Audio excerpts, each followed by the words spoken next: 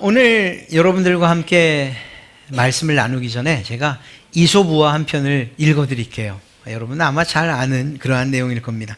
황소 3마리가 있었습니다. 얼룩소, 검은소, 붉은소. 이 3마리는 언제나 함께 다녔지요. 그리고 그들을 노리는 사자가 있었습니다. 그런데 3마리 소는 언제나 같이 다니면서 사자가 덤벼들면 함께 대항하여 싸웠기 때문에 사자가 황소들을 잡아먹을 수가 없었어요. 어떤 때는 서로 떨어져서 풀을 뜯고 있는 경우가 있었지만, 그래서 한 마리를 공격하면 다른 2마리 소가 정말 빠르게 달려와서 제 동무소를 위해 함께 싸웠기에 결국 사자는 포기할 수밖에 없었습니다. 하루는 풀밭에 얼룩소가 따로 떨어져 있는 것을 본 사자가 가까이 다가가서 조용한 목소리로 속삭였어요. 3마리의 소 중에서 가장 힘센 것은 자기라고 붉은 소가 뽐내더라, 이렇게 말이죠. 이 말을 들은 얼룩소는 기분이 좋지 않았습니다. 여태까지 셋이 똑같이 힘을 합해 적과 대항해 싸워왔고 무슨 일이든지 함께 도와왔는데, 붉은 소가 모두 제 힘으로 그렇게 된 것처럼 말을 했다 하니까 괘씸한 생각이 들었던 겁니다. 사자는 얼룩소에게 거짓말을 해놓고는 붉은 소와 검은 소가 있는 데로 가서는 또 그런 이야기를 했습니다. 야, 얼룩소가 그러는데 3마리 가운데 자기가 제일 기운이 세고 다른 짐승에게 지지 않는 것도 다 자기 때문이라고 하던데 그게 정말이냐? 2마리의 소는 얼룩소의 말에 화가 머리끝까지 났고 결국 붉은 소는 얼룩소에게 덤벼들었습니다. 얼룩소도 붉은 소가 자기가 제일이라고 했다는 말을 들었던 터라 있는 힘을 다해서 싸우기 시작했습니다. 검은 소가 말리는데도 2마리 소는 뿔이 빠지도록 싸웠습니다. 그날 이후로 3마리는 서로 떨어져 지냈고 사자는 3마리의 소들을 차례로 잡아먹었습니다. 끝. 이런 동화를 읽어드리면, 아니 얼룩소가 따로 떨어져 있을 때 먼저 잡아먹으면 되는 것 아니야? 이렇게 생각하시면 이솝이 이 동화를 쓴 그 이유를 우리가 잃어버리게 되겠죠. 하나 되면, 서로 뭉치면 사실은 견뎌낼 힘이 생긴다는 거예요. 흩어지면 그러면 죽는다는 걸 얘기하죠. 네. 여러분, 성경에는 이런 이야기를 알고나 있었던 것처럼 이러한 사자를 등장시켜서 성도를 위협하는 그러한 모습을 기록한 곳이 있어요. 베드로전서 5장 8절인데요. 이렇게 기록하고 있죠. 근신하라 깨어라, 너희 대적 마귀가 우는 사자같이 두루 다니며 삼킬 자를 찾나니, 삼킬 성도들을 찾나니, 무리에서 떨어진, 공동체에서 떨어진 그러한 자들을 찾나니 라는 이러한 이야기로 기록되어 있습니다. 그렇습니다. 사탄은 그리스도의 몸된 교회를 늘 공격해요. 눈에 보이지 않지만 공격해요. 눈에 보이게 공격해요. 코로나 사태로 인해서 교회가 참 얼마나 어려운 지경에 있어요. 사실 한편으로는 속상하기도 해요. 야, 좀 지키라면 지키지, 하라면 하지 하는 이런 생각이 막 여기까지 올라와요. 아마 여러분들도 그럴 거예요. 아니, 마스크 좀 쓰지, 식사하지 말라면 좀 하지 말지, 이런 생각들 말이에요. 그러나 그런 생각을 좀 잠시 내려놓고 나면, 결국 이렇게 교회가 이렇게까지 지탄의 대상이 되어야 하는가, 이런 생각도 조금은 들어요. 어찌됐거나 어떤 방식을 통해서든 교회 공동체를 무너뜨리려고, 그리고 어떤 개인들을, 또 성도들은 그곳으로부터 떨어뜨리려고 애를 쓰고 있다는 거예요. 그리고 이렇게 떨어지면 결국 사단이 목적하는 바처럼 교회는 아무것도 할 수 없다라는 사실을 알기 때문인 것이죠. 함께 있어야 힘이 되고 연합해야 힘이 되는데 흩어져 버리고 나면 그러면 능히 사단이 잡아먹을 만한 대상이 될 수 있다는 것입니다. 하나님은 이 모든 세상에 복음을 전할 사명을 교회에게 주셨어요. 그리고 우리는 이 일에 열심을 다합니다. 그리고 또 그 복음의 영광대로 살아가려고 애를 써요. 하나님은 교회의 한 사람 한 사람인 바로 여러분과 저를 통해서 하나님의 나라를 세우고자 했습니다. 그런데 우리가 하나 되지 못한 채 이렇게 뿔뿔이 흩어진다면 주님의 명령은 고사하고 나 한 사람의 신앙 지키는 그것도 쉽지 않은 일이 될 것입니다. 그리스도인들이 서로 분열한다면, 교회 공동체가 이렇게 깨진다면 최악의 경우는 하나님의 영광을 누군가 가로채는, 하나님의 영광이 가로채이는 이러한 상황에까지 이르게 될 것입니다. 반대로 말하면 하나님은 우리가 이러한 악한 자의 계략에 맞서 싸우며 서로 연합하고, 그래서 강력한 어떤 전선, 싸움의 어떤 그러한 경계를 이루기 원하시는 거예요. 이렇게 교회가 연합된다는 것은 방어적인 측면에서도 아주 큰 힘을 나타내지만, 또 앞으로 전진하고 또 사단의 그러한 세력들을 깨부수기 위한 교두보로서도 큰 역할을 감당하는 것을 보게 됩니다. 고린도전서 오늘 우리가 읽은 18절뿐만 아니라 사실 10절부터 읽어야 되는데, 10절부터 마지막 31절 사이에는 교회가 연합해야 된다는 사실을 중심으로 해서 우리에게 큰 교훈과 진리를 제공하고 있습니다. 교회의 공동체가 연합된다는 이것의 근거가 무엇이어야 하는가, 무엇을 기준으로 연합해야 되는가에 대해서도 분명히 말씀해 주고 있어요. 딱 한 가지, 그 중심엔 예수 그리스도가 있어야 된다라는 사실을 이야기하고 있죠. 여러분, 우리가 생각을 해보면 교회가 연합하는 데에는 예수 그리스도 외에도 다른 것이 있는 것처럼 보여요.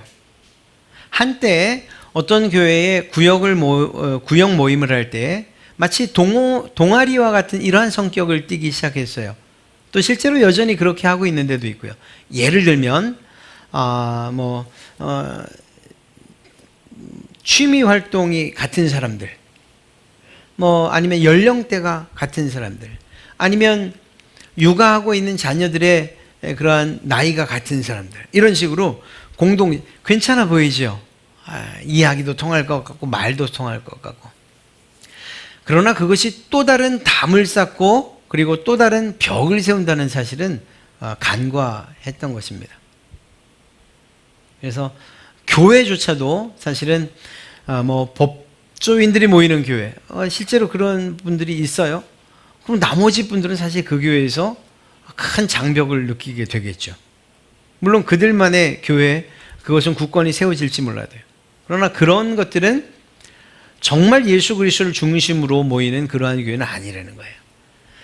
우리의 생각이나 우리의 가치나 우리의 노력이나 우리의 기준은 오히려 연합과 화합에 방해가 된다는 사실을 우리는 깨달아야 되는 것입니다. 바울이 편지를 쓰고 있는 이 고린도 교회는 분쟁이나 혹은 신앙에 미성숙한 사람들이 많았어요. 다른 말로 말하면 신앙에 있어서 어린 사람들이 많았다는 거죠. 왜냐하면 고린도 교회가 세워진 지 불과 몇 년 되지 않았거든요. 그러니까 새로운 신자들이 많았고 신앙에 연약한 사람들이 많았던 거예요. 그 교회를 세운 사람 가운데 한 명이 바로 바울이었고요. 바울은 이렇게 교회를 세운 다음에 18개월 동안 복음의 진리로 그들을 섬겼어요. 그리고는 그 고린도 교회를 떠나서 다른 선교 여행을 계속했던 거죠.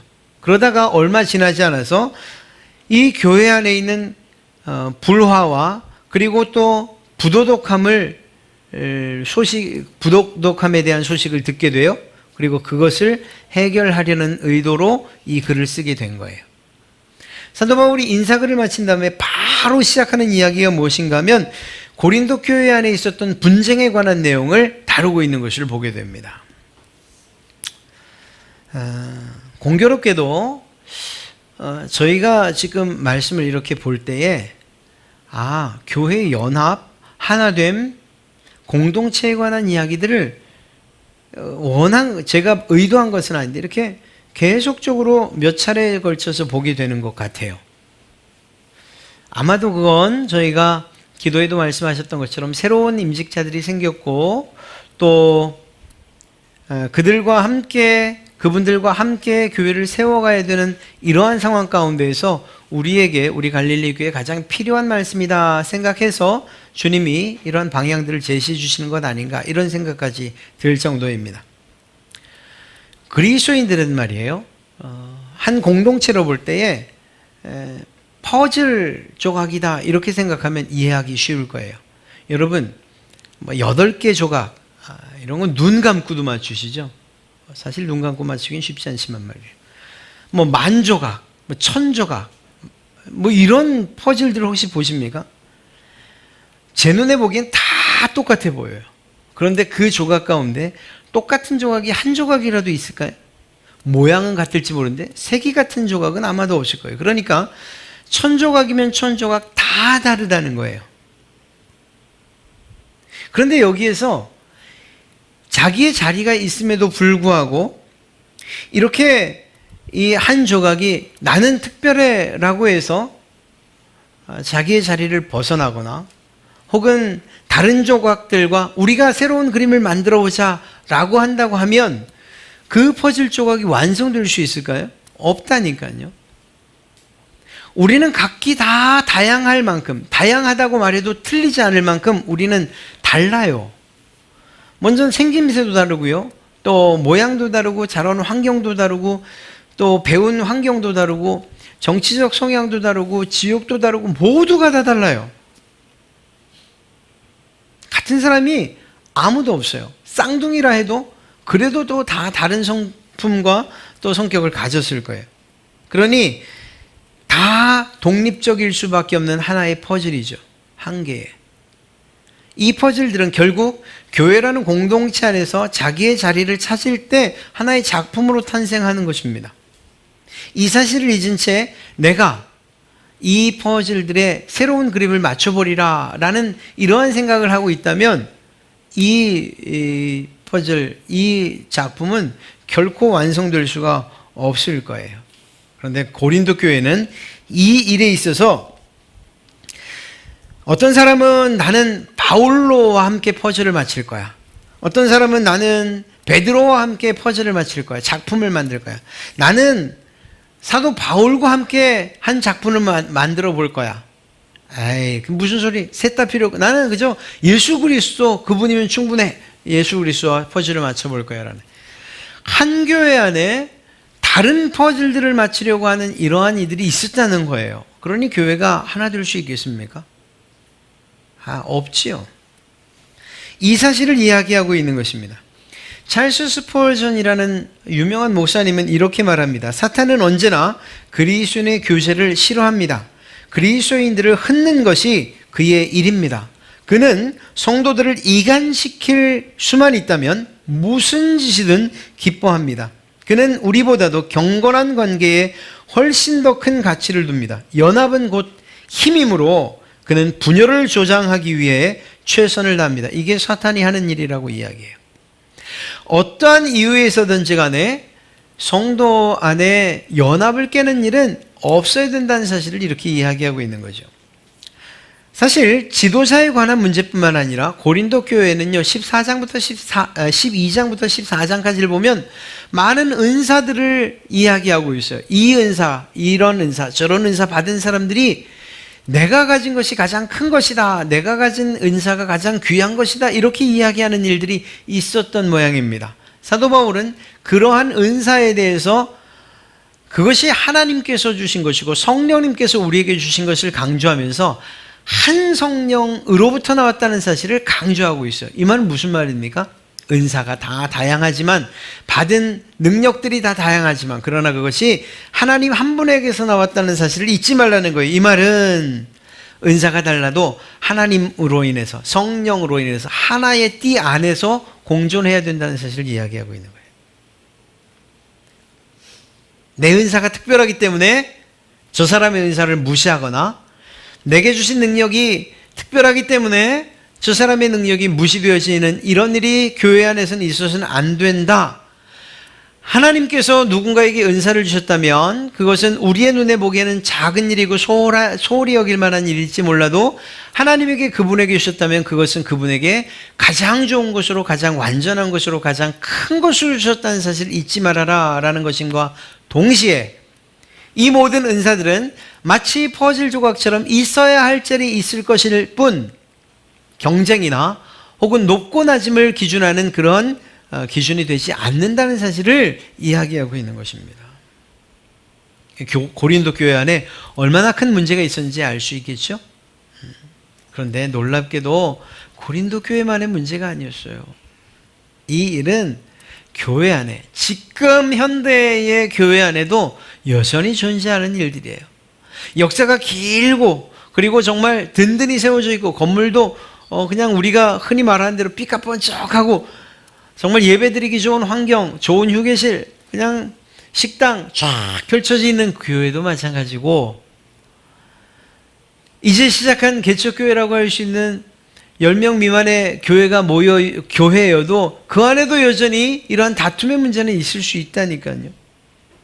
그래서 중요한 것은 교회는 언제나 이렇게 분열을 조장하는 사단의 이 공격의 대상이 될 수 있고, 그렇다고 하면 결국 교회 성도가 목사와 성도들이 우리 교회 공동체를 어떻게 지켜가야겠는가 하는 이런 생각을 가지지 않으면 언제든지 무너질 수 있다는 사실을 인지해야 되는 거예요. 지금은 우리 갈릴리 교회가 평안한 듯 하지만 어느 곳에 틈이 나면, 그러면 그것을 집요하게 파고들고 그것은 분열로서, 흩어짐으로써 이렇게 나타날 수 있다는 이러한 생각들을 우리 마음의 경각심으로 가지고 있어야 된다니까요.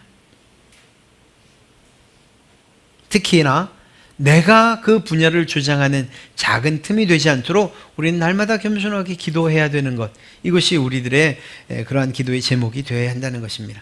사도 바울은 이런 문제가 있는 교회를 향해서 연합하십시오, 하나 되십시오, 이러한 이야기를 계속 하고 있는 거예요. 고린도전서 1장 10절에도 그렇게 말하고 있어요. 형제들아, 내가 우리 주 예수 그리스도의 이름으로 너희를 권하노니 모두가 같은 말을 하고 너희 가운데 분쟁이 없이 같은 마음과 같은 뜻으로 온전히 합하라, 제발 부탁이다, 이렇게 말이에요. 그리고 이러한 논조는요, 이곳에만 나타나는 것이 아니라 빌립보서에도 여전히 이야기돼요. 사실은 교회라고 하면 이런 문제들로부터 자유로운 교회는 사실 없어요. 오늘 우리 교회도 마찬가지예요. 사도 바울의 말이 주님께서 우리에게 당부하는 말처럼 들려져서 같은 마음과 분쟁이 없이 같은 마음과 같은 뜻으로 온전히 합해라 라고 하는 이러한 주님의 음성을 우리가 받아들일 수 있고, 그 말에 순종적으로 아멘할 수 있다면 우리에게 큰 복이 되리라 생각합니다. 여러분, 복음에 근거한, 예수 그리스도에 근거한 연합은 유지되어 가요. 그러나 말씀드린 것처럼 사람에 근거한 연합, 사람을 중심으로 하나 되는 일들, 이것은 오히려 더 큰 이러한 갈라짐을, 균열을 가져올 수밖에 없습니다. 고린도 교회 성도들이 나는 바울이 좋아요, 나는 아볼로가 좋아요, 나는 게바가 좋아요, 이렇게 말할 수 있는 권리가 있지요. 우리 교회 안에도 새로 임직받은 분들이나 혹은 기존에 있는 분들 가운데 나는 정말 저분이 옳다고 생각해, 나는 저분이 옳다고 생각해, 이런 이야기들이나 이런 생각들이 없을 수 있겠습니까? 있지요. 그러나 그것이 그 어떤 선을 넘어서는 안 된다는 거예요. 정말 안타까운 것, 우리 교회 안에서 정말 가장 안타깝게 생각하는 게, 저는 그거예요. 개인적인 이야기입니다만, 과연 예수님에 대한 가치는 우리에게 어느 정도 수준일까?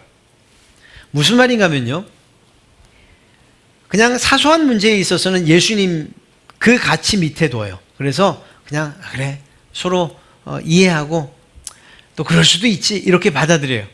그런데 우리 한국 사람만의 특징은 아닐 텐데, 정치적인 이야기만 나오면 예수님의 가치를 훨씬 뛰어넘어요. 같은 믿는 사람인데도 예수님을 믿고 예수님이 가장 내게 있어 가치 있습니다 라고 말해도 정치적인 성향이 다르면 그러면 예수님의 가치를 훨씬 뛰어넘어요. 그래서 난 당신하고 신앙생활 못하겠습니다, 이렇게 돼요. 제가 아주 극단적인 예를 든 거예요. 저는 부디 바라기는 그런 상황들이 혹여 생긴다면 그런 주장들을 하지 말아야 되는 것이 첫째는 옳아요. 제가 여전히 여러분에게 처음부터 말씀드린 것이 뭐예요? 최소한 교회 안에서 개인적인 혹은 또는 이런 소규모 그룹을 하거나 혹은 이야기를 할 때 정치 이야기는 하지 마십시오. 제가 분명히 말씀드렸어요. 그건 지금도 마찬가지고요. 이건 답이 없어요. 사실 답이 없어요. 내가 가지고 있는 정치 성향이 뻔한데 어떻게 다른 사람을 강요해요? 다른 사람들을 설득할 수 없어요. 그건 없어요. 그러면 이 이야기를 하지 않는 게 최선이고요. 그 다음에 두 번째, 혹여 그런 얘기가 잠시 나와도 그것 때문에 상처받거나 주장하지 마세요. 강요하지도 마세요. 그 가치를 예수님의 가치 아래다 두세요.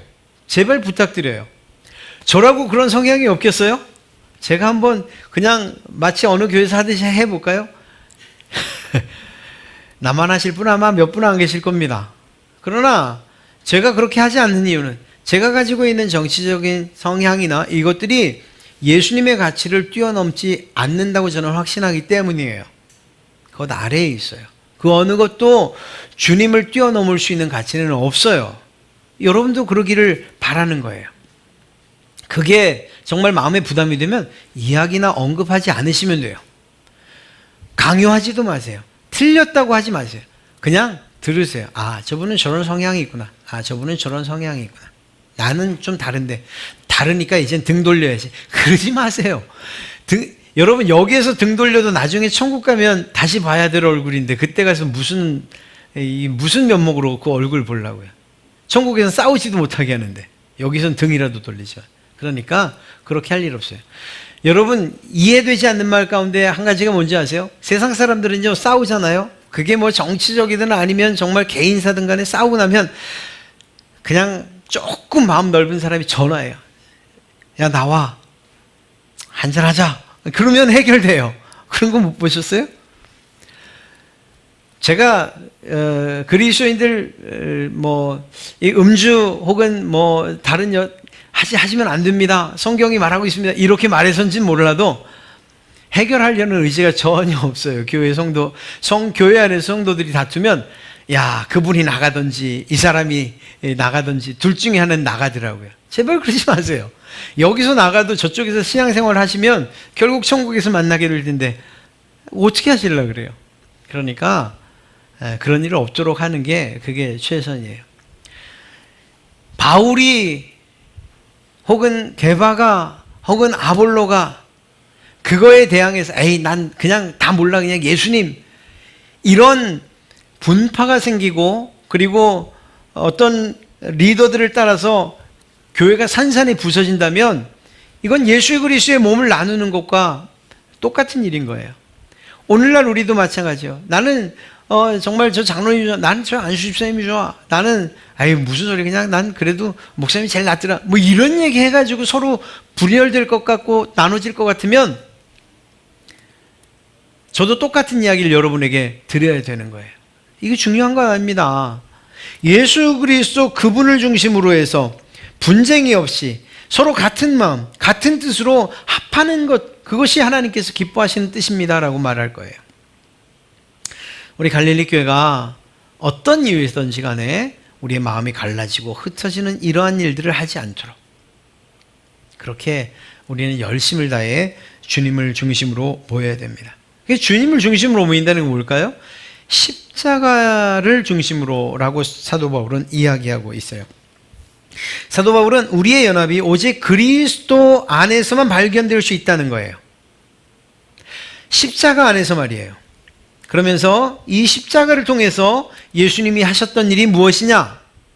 그분이 그 십자가에서 겸손과 희생으로서 죽는 일을 통해서 우리를 하나 되게 하셨지 않느냐라는 사실을 이야기하고 있는 것입니다. 그러니까 앞서 말씀드렸던 것처럼 우리 갈릴리 교회가 이제 하나 되기를 원합니다. 연합되기 원합니다. 같은 마음과 같은 뜻으로 합하기 원합니다. 라고 한다면 그러면 우리는 각자가 예수님이 우리를 위해서 십자가를 지셨던 것처럼 겸손함으로 그리고 희생으로 섬기는 일들이 우리에게 있어야 된다는 거예요. 가장 어불성설인 게 뭔가 하면요. 나는 정말 괜찮은 사람이야. 그래서 누군가에게 존중을 받아야 돼. 라고 하며 하나 되기를 원하는 것들. 이러한 일들이 얼마나 가장 우스운 일인지 우린 잘 알고 있어요. 나는 낮아지기 싫고 나는 희생하기 싫은데 그런데 하나 되기를 원해요? 그건 있을 수 없는 일. 교만스럽고 정말 마음이 높은 사람을 중심으로 하나 되어지는 일들 잠시는 있을 수 있지만 그러나 결국은 깨지는 그러한 이유가 되고 말 것입니다. 예수님께서 그런 일을 하실 수 없었을까요? 내가 하나님의 아들이니 다 모여라. 내가 너희들의 모든 문제를 다 해결해 주마. 죽음, 그거 죽지 않아도 돼. 너희는 그저 나를 믿기만 하면 돼. 라는 말로서 예수님이 보이신 기적과 모든 일들을 통해서 하나 되게 하시는 일, 불가능했을까요? 실제로 그 일이 있었죠. 오병이어를 통해서 이야기하실 때, 그 기적을 베푸실 때 얼마나 많은 사람들이 모였습니까? 병을 고친다고 했을 때 그 이스라엘의 각종 병 가진 사람들이 다 모였었잖아요. 그런데 예수님을 죽이라고, 십자가에 못 박으라고 외쳤던 사람들이 어떤 사람들이죠? 바로 그들이었어요. 바로 그들. 죽지 않고서는, 낮아지지 않고서는, 희생하지 않고서는 하나로 묶일 수 있는 방법이 사실은 없어요. 정말 놀랍지 않습니까? 예수님께서 십자가에 못 박혀 죽고 그리고 다시 살아나신 이후에 그분의 그러한 겸손과 희생을 통해서 시작된 이 기독교와 교회가 지금 2000년이 지난 지금 얼마나 큰 교회로, 유니온 처치로 하나 되어 있는지. 비록 교파는 달라도, 그리고 약간의 주안점은 달라도 교회, 하나 된 교회로서 우리 지구에, 온 우주에 모든 교회가 이렇게 묶여져 있잖아요.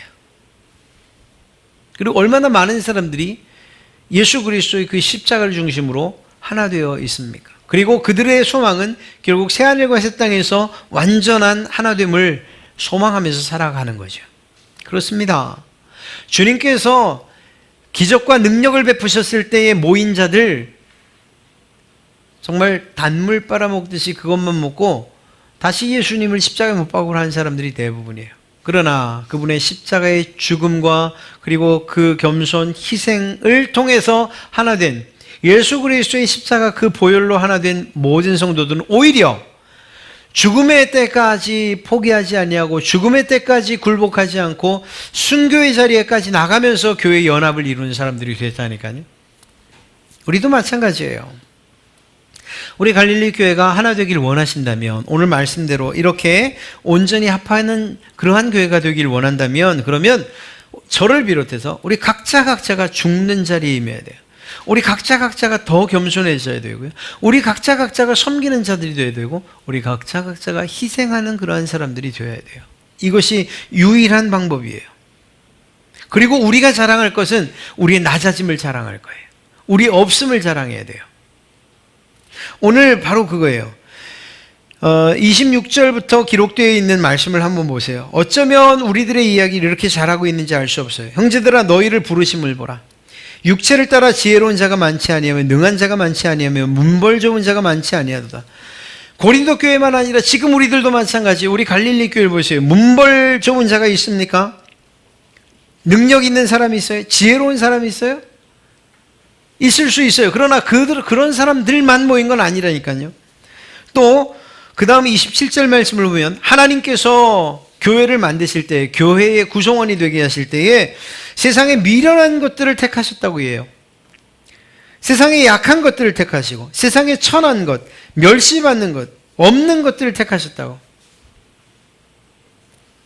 꼽아보니 다네요. 다. 제 모습이 여기에 선택하시는 주님의 기준에 어쩌면 이렇게 딱 맞는지 알 수 없어요. 그런데 놀라운 것은 무엇인지 아십니까? 만약에 제가 이 가운데서 어떤 한 가지가 있었다면 저는 그것이 저의 교만의 싹시 될 수 있었을 거예요. 놀랍게도 우리 가운데 있는 죄성은 말입니다, 내게 무슨 힘이 있다, 능력이 있다, 내가 무언가를 할 수 있다 생각하는 그 순간 하나님의 은혜를 망각하게 한다니까요. 예수님께서 나를 위해서 십자가에 죽으시고 그리고 나를 위해 희생하셨다는 사실, 그래서 내게 구원이 왔다는 사실, 내가 구원을 받았다는 사실을 잊어버리게 한다니까요. 그래서 주님이 말씀하신 거예요. 내가 너희를 불렀는데 너희들의 모습을 봐라. 이렇지 않더냐? 그러니까 자랑하지 말아라. 돈 조금 있다고 자랑하지 말아라. 좀 많이 배웠다고 자랑하지도 말고 좋은 직장 다닌다고도 자랑하지 말아라. 자녀들이 잘하고 있다고 그런 거 자랑하지 말아라. 자랑하는 그때부터 균열이 가기 시작하고 그 교회 공동체는 깨진다. 여러분, 자녀를 둔 비슷한 또래의 자녀를 둔 부모님들, 엄마들의 모임 가서 들어보세요. 결국은 자기 아들 자랑하고 있지 않아요? 자기 아이들. 그런 모임들이 얼마나 오래 가겠습니까? 별로 오래 가지 못해요. 이거는 그냥 제가 가장 기본적인 예를 든 것이고요. 내가 자랑할 것이 있다고 생각하면 그건 어떤 방식으로든 내 입을 통해서든 행동을 통해서든 표정을 통해서든 나올 수밖에 없어요. 구역 모임에서 내가 자랑하고 싶지 않아도 그냥 내가 가지고 있는 뭔가가 있다면 그러면 그게 무슨 방식을 통해서든지 나오게 되어 있어요. 그러면 그때는 이제 그게 틈이 되기 시작하는 거예요. 우리의 자랑은 하등 쓸모가 없어요. 자랑할 만한 것도 사실 아니에요. 겉에 살아봐야 100년 같이 사는 거고, 겉에 같이 그냥 있다고 해도 없다고 해도 그냥 한평생 살아가는 거예요. 좀 더 편안하게 사느냐 그렇지 않느냐의 문제이고, 좀 더 좋은 걸 먹냐 그렇지 않느냐의 문제예요. 우리에게 정해진 시간은 사실 같고요. 어쩌면 그 시간들은 많은 것들을 가졌다고 하는 이들이 더 짧을 수도 있어요. 중요한 것은 예수 그리스도와 연합돼서 그분과 하나 되어서 그분께서 기뻐하시는 일을 할 수 있도록 부르심을 받았다는 이 사실이 우리에겐 더 중요한 거예요. 그리고 그 사실을 깨닫는다면 주님께서 그리하셨던 것처럼 나를 부르신 것, 그리고 내 모습을 실제로 이렇게 적나라하게 보고 그래서 내가 자랑할 것이 없구나. 오늘 주님 말씀하시는 것처럼 하나님 앞에서 자랑하지 못하게 하려고 나를 부르셨구나 라는 이러한 사실로서 인정하고 주님 앞에 겸손히 고개를 숙여. 주님 앞에만 겸손이가 아니라 그 겸손은 결국 사람들을 향해서 겸손하게 나타나야 되는 거예요. 낮아짐으로 나타나야 되는 거예요. 자랑하지 않는 것으로 나타나야 되고요. 그래서 다른 사람들을 섬기고 희생하는 것으로 나타나야 되는 거예요. 여러분, 저희 지금 계속해서 어떤 분들 기도회 때, 새벽 기도회 때 말하지 말아주세요 그러면서 간식 준비하시죠. 또 어떤 분들은 또 지금 한 것처럼 떡으로 또 빵으로 이렇게 여러분들 섬기죠. 이거 섬기는 거예요. 만약에 이게 돈이 들어가는 게 아니고 제가 섬기겠습니다 그러면 뚝딱 생기는 거면 저도 하겠어요. 다음 주는 제가 하지요. 부페로 할게요. 뚝딱 이렇게. 근데 그렇잖아요. 아무리 사소한 걸 해도요, 거기에는 돈이 들어가요.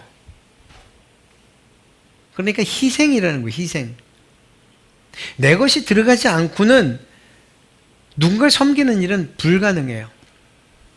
누군가에게 전화는 수고가 필요하고 시간이 필요해요. 누군가를 찾아가요? 찾아갈 때 빈손으로 안 가니까 뭘 좀 싸가, 돈이 들어가고 시간이 들어가고 정성이 필요해요. 희생은 누군가를 섬긴다는 것에는 반드시 희생이 들어간다는 것을 꼭 기억하십시오.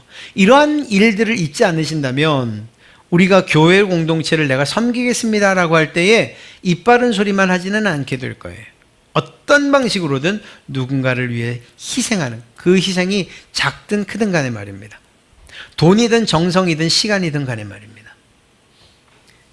이렇게 겸손으로 섬길 때 비로소 교회는 하나가 되는 거예요. 주님이 우리를 위하여 그리 하셨던 것처럼 말입니다. 오늘 말씀을 마치죠. 우리 교회는요, 세상 가운데에서 정말 하나님께서 주신 공동체로서의 사명을 지켜가야 돼요. 하나됨을 말이에요. 연합됨을 말이에요. 이것을 깨려고 한다면 그는 하나님 앞에서 그 책임을 면하지 못할 거예요.